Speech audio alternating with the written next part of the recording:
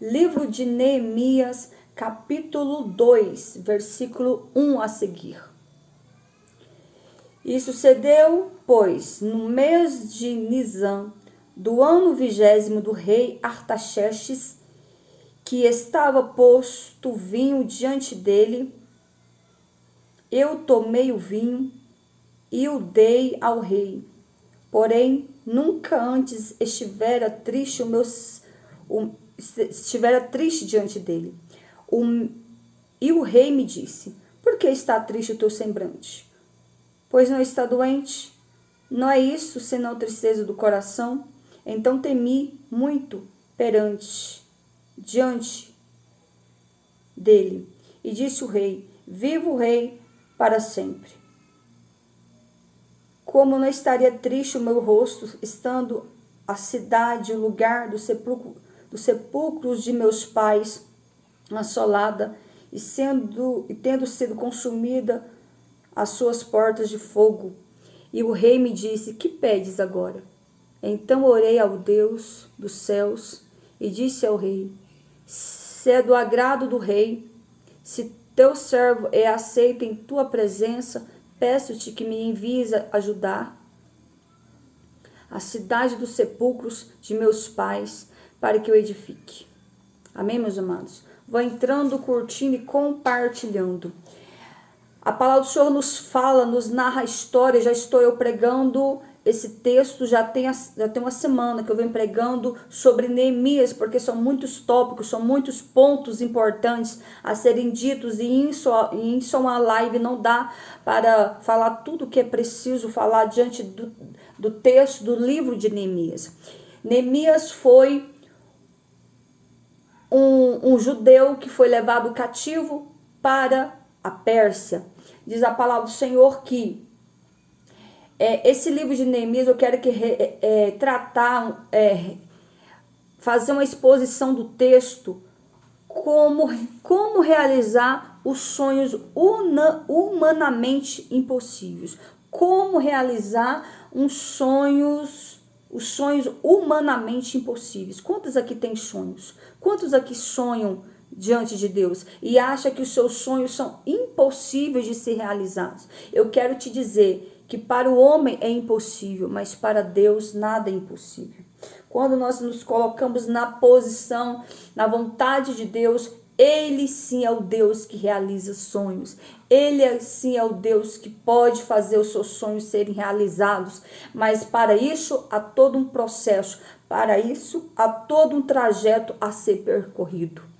Porque eu entendi ao longo da minha caminhada com Deus, eu aprendi que Deus, Ele não dá nada de mão beijada para ninguém.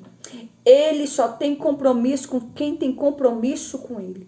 Então aqui, todos nós sabemos, né, muitos aqui às vezes não conhecem a história de Neemias, mas muitos sabem que o livro de Neemias é um livro pós-cativeiro babilônico, e todos sabem que o cativeiro babilônico ocorreu em 586 a.C., quando a cidade de Jerusalém, cercada já pela terceira vez. Você sabia que Jerusalém foi destruída por 70 vezes? A cidade de Jerusalém em Israel foi destruída 70 vezes ao longo do Velho Testamento e também no Novo Testamento.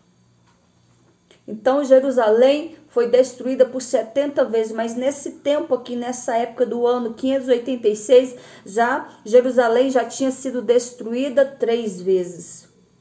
E diz o texto que ela foi destruída 3 vezes porque ela foi tomada pelo rei Nabucodonosor. Quem foi Nabucodonosor? Nabucodonosor era o rei em Babilônia. Babilônia era a nação inimiga de Israel. Foi inimiga de Israel por muito tempo, por muitos anos.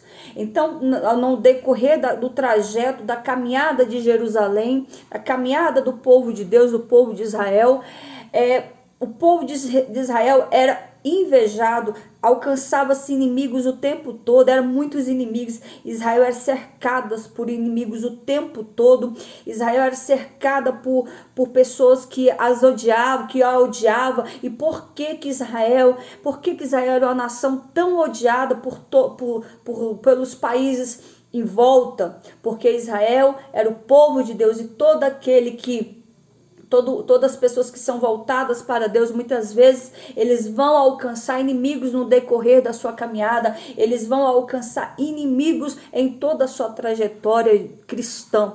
Então aqui o povo de Israel era invejado, alcançava inúmeros inimigos. Por quê? Porque era a nação escolhida por Deus. E as nações, o povo que é escolhido por Deus, ele é realmente perseguido. O povo escolhido por Deus, ele é invejado pelos outros povos. E diz o texto que o povo estava agora sendo levado cativo para a Babilônia, porque o rei Nabucodonosor, ele destruiu toda a cidade de Jerusalém, ele destruiu o templo de Salomão. Quantos aí já ouviram falar do templo de Salomão, que foi um dos maiores templos que existiu na face da terra, um dos templos mais gloriosos, mais belos, mais cheio da glória, da majestade, um templo muito rico.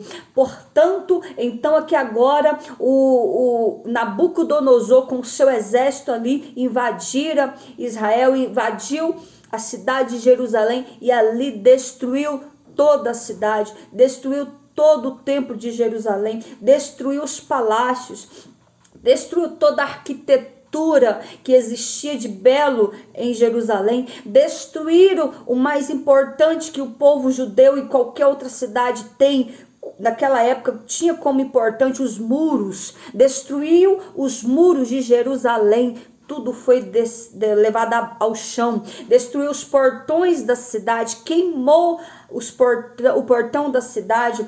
E ali naquele tempo, todas as cidades, não só a cidade de Jerusalém, mas todas as demais cidades, antigamente todas as cidades tinham muros, era uma proteção que eles tinham ali para ser resguardado, para que o inimigo não tivesse acesso fácil àquela cidade. Então eles levantavam grandes muros aí altíssimos, levantavam portões gigantescos de madeira fortificada com cadeados, soldados por lado de dentro, soldados por lado de fora. Então todas as cidades, independente dos seus países naquela época, todas as cidades tinham muros. E agora Israel se encontrava sob cativo babilônico, destruiu então o templo de Salomão, destruiu então todos os palácios, destruiu toda a arquitetura, destruiu toda a cidade. O asfalto da cidade foi destruído, foi arrancado. Então o asfalto, fala-se asfalto, mas era de pedras, eles faziam os asfaltos de pedras, e os muros também eram de pedras e vários tipos de massa, cimento ali para levantar a estrutura dos muros. Portanto, olha só o que aconteceu com a cidade de Jerusalém. Então, não só bastasse o rei Nabucodonosor ter enviado ali os seus homens para destruir toda a cidade, ele levou cativo muitos judeus foram levados cativos para Jerusalém para se tornar escravos. Ali, quando uma nação tomava uma cidade por força, por violência, muitos eram levados cativos, as mulheres eram abusadas sexualmente, as crianças eram mortas, ou às vezes também levavam essas crianças para ser escravos, que ali crescia para trabalhar como escravos em outro país, e as mulheres todas eram abusadas, isso quando não eram mortas. As mulheres mais velhas eram mortas e as mais novas eram abusadas e também mortas, porque o povo de outras nações odiava Israel, tinha Israel sob inimigos, então eles odiavam a nação de Israel, e os que conseguiam permanecer fugindo ali, que conseguia fugir no ato ali da invasão, os que conseguiam fugir permaneciam na região, porém estava sobre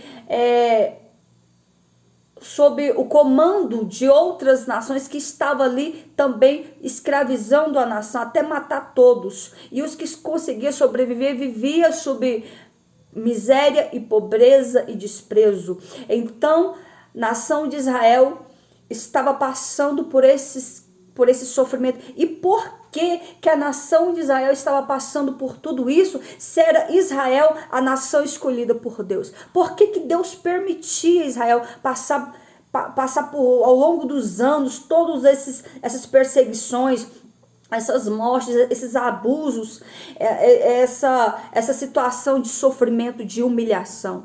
Deus só permitia Israel passar por tudo isso quando Israel se esquecia do seu Deus, quando Israel pecava, quando Israel era levado cativo. Deus só permitia que eles passassem por isso quando Israel estava em desobediência ao seu Deus, quando Israel estava se voltando para outros deuses, sabendo Israel que Israel era um povo separado, era um povo que não poderia adorar outros deuses, era um povo que tinha que ser com o coração e em mente, todo o seu corpo ser voltados apenas para Cristo. Mas Israel era uma nação desobediente, era a nação que Deus abençoava, passavam 1 ou 2 dias, eles já esqueciam do que Deus fizera para eles. Então era uma nação pecaminosa, era a nação que estava predestinada a pecar, e Deus sempre levantando homens, Deus sempre levantando profetas, Deus sempre levantando os seus remanescentes para acordar Israel, para despertar Israel, para se voltar para Cristo, para não se misturar com o povo, para não se misturar com as nações pecaminosas. Então Israel estava nessa situação, Israel estava em declínio espiritual, e diz o texto que as portas da entrada da cidade foram todas arrasadas, destruídas. Os caldeus entraram ali em Israel e eles estavam ali, eles queimaram tudo. Os soldados caldeus entraram na cidade, não só destruíram as estruturas físicas, os palácios, os monumentos, os templos, mas também eles mataram a fio da espada inúmeros judeus. Foi muitos judeus que foram mortos, mulheres, jovens, crianças, velhos, todos foram mortos, fora as mulheres ter sido abusadas sexualmente, foram ali mortas, muitas mortas, outras permaneceram cativas e os seus filhos cativos. E diz o texto que a dor e o sofrimento estava sobre Jerusalém, sobre esta cidade. E naquele tempo, então, Deus levanta o profeta Jeremias, e nesse embargo de sofrimento se estendia em torno já por 120 anos de cativo. Olha só, a desobediência de Israel levou Deus a enfurecer, a permitir que o inimigo entrasse, a permitir que o inimigo tocasse na nação de Jerusalém. Então, nesse tempo, Deus levanta agora o profeta Jeremias, que foi testemunha presencial de tudo que aconteceu com a nação de Israel. E diz o texto que ele presenciou todo esse massacre, toda essa dor, todo esse sofrimento. Então o profeta Jeremias disse que mais felizes foram os judeus que morreram a fio da espada do que os judeus que permaneceram vivos, porque aqueles que tinham permanecido vivos, eles estavam vivendo sob miséria e fome, sobre muita fome, não tinha casa, morava-se na rua, não tinha mais dinheiro para se manter, não tinha mais recursos, a cidade estava arrasada, a cidade estava destruída, não tinha templos, não tinha moradia, não tinha como, e detalhe, eles estavam cercados. Os que permaneceram dentro de Jerusalém ainda estavam cercados pelos caldeus, pelos babilônicos, estavam ali vivendo sob prisão no seu próprio país, e prisão sem alimento, prisão sem água. Então todos ali viram o povo de judeu morrer à míngua, e eles, os soldados caldeus, olhavam para Jerusalém